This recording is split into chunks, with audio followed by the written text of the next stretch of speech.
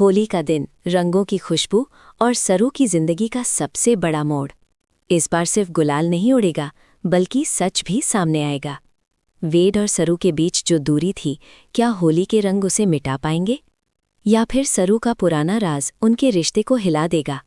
एक तरफ प्यार, दूसरी तरफ खतरा, और बीच में खड़ी है सरू अपने फैसले के साथ। आगे क्या होगा, ये जानने के लिए वीडियो को पूरा देखें। अगर आपको ऐसे ही ज़बरदस्त अपडेट पसंद है तो अभी लाइक करें, चैनल को सब्सक्राइब करें और अपने दोस्तों के साथ ज़रूर शेयर करें, क्योंकि यहाँ हर ट्विस्ट सबसे पहले मिलता है।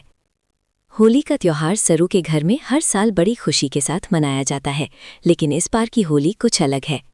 इस बार सरू के दिल में एक नई उम्मीद है, एक नई शांति है।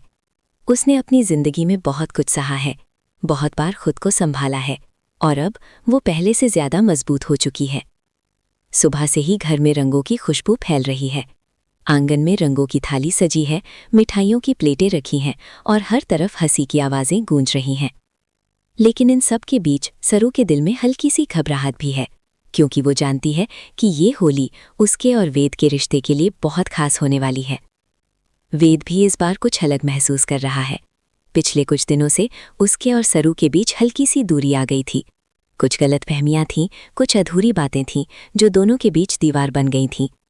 लेकिन वेद के दिल में सरू के लिए जो जगह है वो कभी कम नहीं हुई। वो जानता है कि सरू ने जो कुछ किया वो मजबूरी में किया था। होली का दिन उसे एक मौका दे रहा है कि वो बिना किसी शिकायत के सरू के पास आए, उसके चेहरे पर मुस्कान लाए और अपने दिल की बात बिना शब्दों के समझाए। सरू जब रंगों की थाली हाथ में उठाती है तो उसके चेहरे पर हल्की सी मुस्कान आ जाती है। उसे याद आता है कि बचपन में वो कैसी पूरे मोहल्ले में दौड़ती थी, सबको रंग लगाती थी और खुद भी रंगों में भीग जाती थी। लेकिन आज की होली उसके लिए सिर्फ मस्ती का दिन नहीं है, बल्कि एक नया कदम है। वो चाहती है कि उसके और वेद के बीच जो भी दूरी है वो आज खत्म हो जाए। वो चाहती है कि ये रंग उनके रिश्ते में फिर से प्यार और भरोसा भर दें। वेद दूर खड़ा सरू को देख रहा होता है। उसके चेहरे पर जो सादगी है वही उसे हर बार अपनी तरफ खींच लेती है। वो धीरे से आगे बढ़ता है, उसके हाथ में भी रंग है, लेकिन उसके कदमों में झिझक है। वो सोचता है कि क्या सरू उसे माफ़ कर पाएगी, क्या वो फिर से पहले जैसा रिश्ता बना पाएंगे। लेकिन फिर वो खुद को समझाता है कि होली का दिन है, आज दिल साफ रखने का दिन है। जब दोनों आमने सामने आते हैं तो कुछ पल के लिए समय जैसे रुक जाता है। आसपास की आवाज़ें धीमी पड़ जाती हैं। सरू की आंखों में सवाल हैं, लेकिन साथ ही एक भरोसा भी है। वेद बिना कुछ कहे उसके गाल पर हल्का सा रंग लगा देता है। ये रंग सिर्फ गुलाल नहीं है, बल्कि एक एहसास है कि वो उसके साथ है। सरू भी मुस्कुराकर वेद को रंग लगा देती है। ये पल छोटा है, लेकिन बहुत गहरा है। घर के बाकी लोग भी इस पल को महसूस करते हैं। सबके चेहरों पर खुशी है। सरू की माँ की आंखों में आंसू हैं, लेकिन वो खुशी के हैं। वो जानती है कि उसकी बेटी ने बहुत कुछ सहा है और अब वो उसे खुश देखना चाहती है। होली के गीत बज रहे हैं, बच्चे हंस रहे हैं और सरू और वेद भी धीरे धीरे उसी मस्ती में शामिल हो जाते हैं। लेकिन इस खुशी के बीच सरू के दिल में एक बात अभी भी छुपी है। वो वेद से कुछ कहना चाहती है, लेकिन सही समय का इंतजार कर रही है। वो जानती है कि सच बताना जरूरी है, लेकिन वो ये भी चाहती है कि ये होली का दिन किसी बोझ से भारी ना हो। वो खुद से वादा करती है कि आज वो सिर्फ खुश रहेगी। वेद भी महसूस कर रहा है कि सरू के दिल में कुछ है, लेकिन वो उसे मजबूर नहीं करना चाहता। वो चाहता है कि सरू जब चाहे, जैसे चाहे अपनी बात कहे। उसके लिए सबसे ज़रूरी ये है कि सरू उसके साथ सुरक्षित और खुश महसूस करे। दिन धीरे धीरे आगे बढ़ता है। रंगों की चमक चेहरे पर है, लेकिन असली रंग उनके दिलों में उतर रहे हैं। सरू को लगता है कि शायद ये वही दिन है जब उसकी ज़िंदगी में फिर से प्यार ने दस्तक दी है। वो खुद को हल्का महसूस करती है। उसे लगता है कि अब सब ठीक हो सकता है। लेकिन कहानी यहीं ख़त्म नहीं होती। होली की इस खुशी के बीच एक अनजानी आहट है, जैसे कोई पुरानी परछाई फिर से लौटने वाली हो। सरू के फोन पर एक अनजान नंबर से कॉल आता है। वो एक पल के लिए रुक जाती है। उसका चेहरा थोड़ा गंभीर हो जाता है। वो कॉल को देखती है, लेकिन उठाती नहीं। वो सोचती है कि शायद ये कोई ज़रूरी बात हो, लेकिन वो उस पल को खराब नहीं करना चाहती। वेद दूर से ये सब देख रहा है। वो समझ जाता है कि कुछ तो है जो सरू छुपा रही है, लेकिन वो अभी कुछ नहीं पूछता।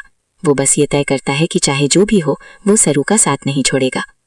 इस तरह होली का पहला हिस्सा खुशी, उम्मीद और नए रिश्ते की शुरुआत के साथ आगे बढ़ता है। लेकिन आने वाले पलों में ये रंग कुछ और कहानी कहने वाले हैं। होली की मस्ती अभी खत्म भी नहीं हुई थी कि सरू का मन बार बार उस अनजान कॉल की तरफ जा रहा था। वो खुद को संभालने की कोशिश कर रही थी, लेकिन उसके चेहरे की चमक थोड़ी कम हो गई थी। वेद ने यो बदलाव महसूस कर लिया था। वो सरू के पास आता है और धीरे से पूछता है कि क्या सब ठीक है। सरू हल्की सी मुस्कान देकर कहती है कि सब ठीक है, लेकिन उसकी आंखें कुछ और कह रही होती हैं। कुछ देर बाद वही नंबर फिर से कॉल करता है। इस बार सरू खुद को रोक नहीं पाती, वो एक कोने में जाकर कॉल उठा लेती है। दूसरी तरफ से जो आवाज आती है वो सुनकर उसका चेहरा सफेद पड़ जाता है। वो आवाज उसके अतीत से जुड़ी होती है, एक ऐसा अतीत जिसे वो पीछे छोड़ देना चाहती थी। उस आवाज में एक चेतावनी होती है, एक सच्चाई होती है जो उसके और वेद के रिश्ते को हिला सकती है। सरू के हाथ कांपने लगते हैं, उसे समझ नहीं आता कि वो क्या करे। वो सोचती है कि क्या ये बात वेद को बतानी चाहिए। अगर वो सच बताएगी तो शायद वेद को दुख होगा, लेकिन अगर वो छुपाएगी तो उनके बीच भरोसा टूट सकता है। वो खुद को मजबूत करने की कोशिश करती है।